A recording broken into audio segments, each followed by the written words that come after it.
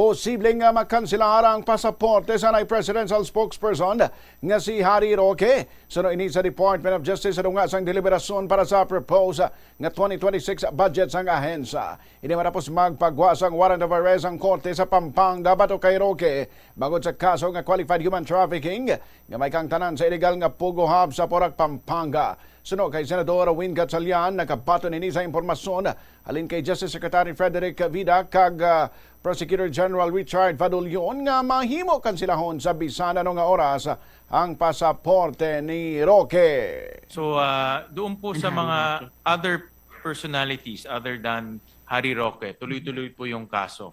No? So nakapending ho siya.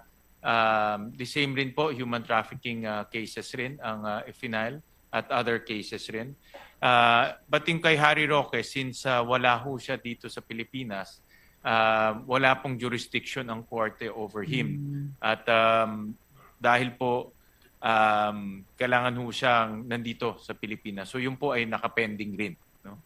But yung pending sa kanya ho ay hindi tumatakbo yung kaso other than compared to the other cases na tumatakbo. Ang move po ng DOJ, Mr. President, is to move to cancel his passport. So dahil nga may warrant of arrest na ho siya, so ang kanilang ginawa ay pa-cancela po yung kanyang passport para ma-inform po ang Interpol ng red notice at ma-aresto siya ng Interpol. No? Dito po papasok yung ating relasyon between the different international agencies na pwede pong umaresto sa kanya.